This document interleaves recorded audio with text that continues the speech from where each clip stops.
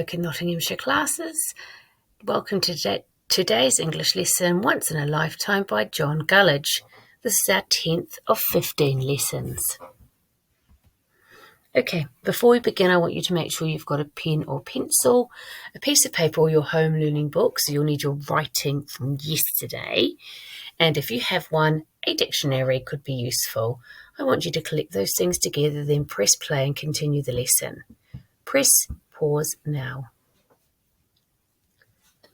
Okay, great, you're back. Let's have a look. Today we're going to edit it. My turn, edit it, your turn. My turn, edit it, your turn. So we're going to make changes to our writing to ensure it can be read. It's really important. So, editing. What is editing? And why do good writers edit their writing? I want you to have a little think, say your answer out loud, and then make a note of your answer on your piece of paper or in your home learning book. What is editing? Why do good writers edit their writing? Press pause now. Okay, so what is editing? It's fixing the mistakes in our writing, the grammar, the spelling, and the punctuation. And also, good writers make changes to their work to ensure that the text is accurate and clear so that readers can understand it. Okay, just like we do in class, we're going to begin by reflecting on what we have written already. And it's really important to do this. It's really important to celebrate what's great about our writing. And today in particular, I want us to focus on what time-fronted adverbials we have used. Okay, so let's have a look at my writing. I want you to think about what's great about my writing and what time-fronted adverbials have I used. I'm going to read it to you now. Later that day, the most awesome creatures flew past. I looked to the sky. Yippee! This could be my chance to be safe from his ship. Jack was so excited and relieved I couldn't believe my luck. I'd been stuck on the ship going nowhere for days, but now I had a chance to escape. But I'd to be quick. Immediately I ran to the front of the ship and got his trusty rope, or at least I thought it was trusty. Now you might have noticed some mistakes, and you're probably yelling at the screen right now about the mistakes and the errors that I've made, but I don't want to focus on those just yet. I want to focus on what's great about my writing and what time-fronted adverbials I've used. So I'm going to go through and I'm going to highlight or underline all the time-fronted adverbials. Later that day and immediately. When did it happen? It happened later that day and it happened immediately. So I've used two fronted adverbials. And you know what? I'm really proud of those fronted adverbials. That's what's great about my writing today. So I'm going to say that I am proud of my writing because I have used time-fronted adverbials. Okay, now it's time to have a reflect on your own writing. I want you to think what's great about your writing, and I want you to underline all the time-fronted adverbials that you have used, and then write your reflection. I am proud of my writing because I have. What are you really proud of? Underline all the time-fronted adverbials that you have used in your writing, and then write your reflection. Press pause and do that now. Press pause. Okay, great work, and you've all reflected on your writing there. I hope you've got lots of time-fronted adverbials in your diaries. Okay, so now it's time to think about those mistakes, and you probably heard some already when I was reading it out to you. I am going to read out my writing, and I'm going to read it really slowly so I can hear my mistakes, and I want you to try and help me to spot them. And I'm thinking, do my sentences sound right? Okay, let's try. Later that day, the most awesome creatures flew past. Does that sound right? Oh, yep. So I looked to the sky. Yippee, I looked to the sky. So I looked to the sky. So I looked to the sky because it's in past tense. Yippee. This could be my chance to be safe from his ship. This doesn't sound right. This could be my chance to be saved. Saved would be the past tense there. From his ship? Oh, it should be in first person. It can't be his. That's third person. It should be saved from my ship. There we go. That's better. Jack was so excited and relieved. Oh, that's confusing. Who's Jack? Oh, it's me. That should be me. That should be I. It's in first person, not third person. I was so excited and relieved. I couldn't believe my luck. I'd been stranded on the ship going nowhere for days, but now I had a chance to escape. But I'd had, there's a missing word there. That should say, but I'd, to be quick doesn't make sense. It should be, but I'd have to be quick. So let's get,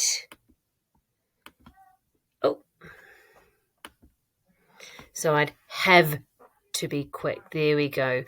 Immediately, I ran to the front of the ship and got his trusty rope. And I've switched between first and third person there. It needs to be in first person. So immediately, I ran to the front of the ship and got not his trusty rope, but my trusty rope. I've got to keep it in first person the whole way. Or at least, I thought it was trusty. And I think that's all of the mistakes there, and that's going to sound much better. Okay, it's your turn to read through your writing. I want you to read your writing out loud. Read it slowly so you can try to hear your mistakes and think, do my sentences sound right?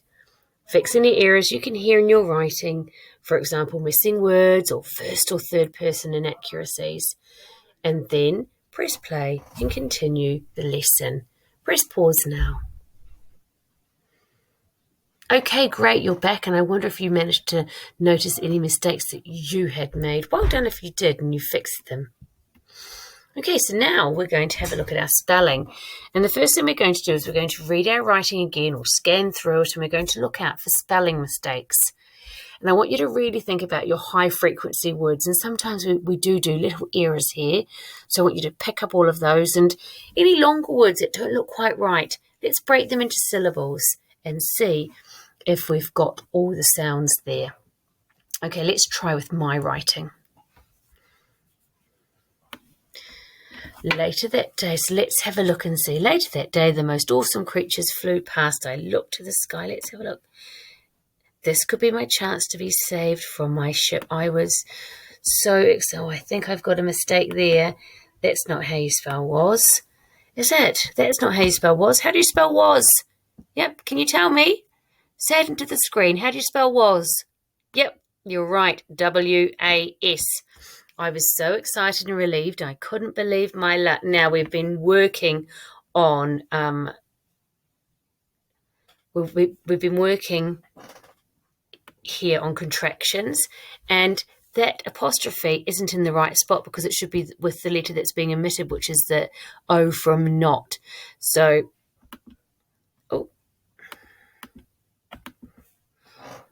So it should be written like that. I couldn't believe my luck. I'd been stuck on this ship going nowhere for days, and I've spotted another mistake. And this is a mistake sometimes I see when I'm marking books. Going is go, G-O-I-N-G. I know it sounds like it should be going, but it's not. It's G-O-I-N-G. There we go, going nowhere for days, but now I had a chance to escape, but I'd have to be quick. Immediately I ran to the front of the ship and got my trusty rope, or at least I thought it was trusty. And look, I've spelt was incorrectly there, so I'm going to fix that. So I've spelt now, I've looked through and found all my high frequency words, but what about some of the longer words that look a bit odd? Okay, well, I'm going to go to here immediately because this doesn't look right. And I'm going to say immediately, slowly, and break it into syllables.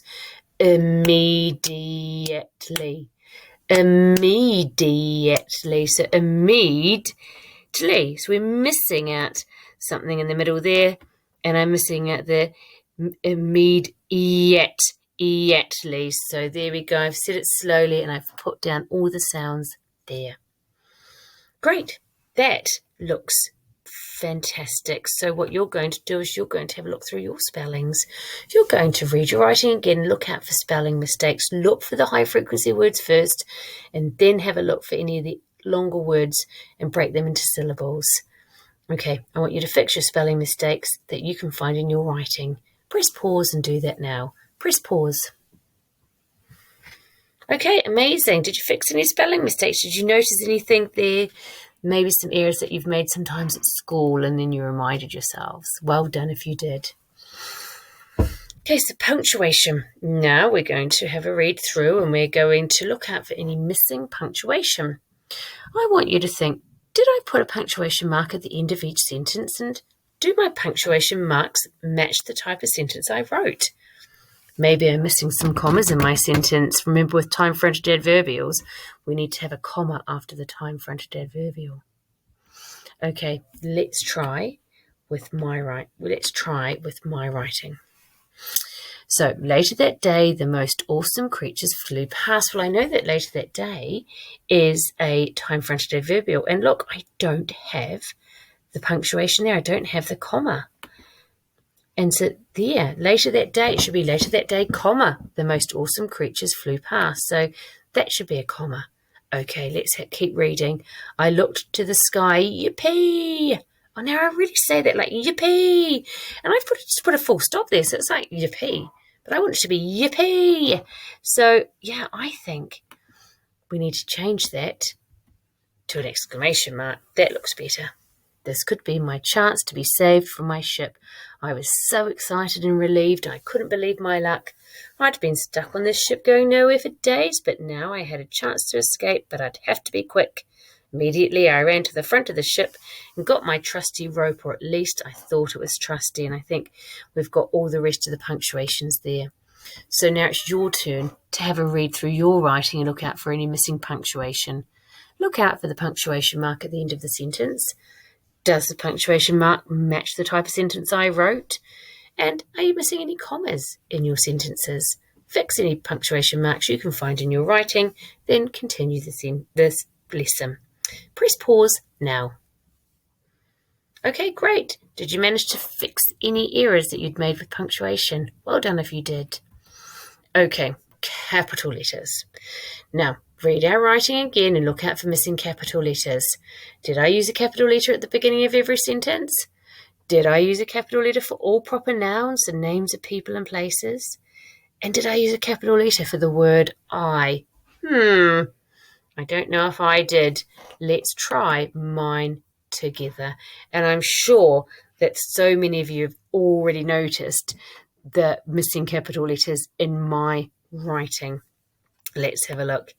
I've done this on purpose because I know that sometimes year 4 in writing in the autumn term, quite a lot of us were putting a lowercase I and where it should be a capital I. So I really hope that you've noticed that all these I's should in fact be a capital I.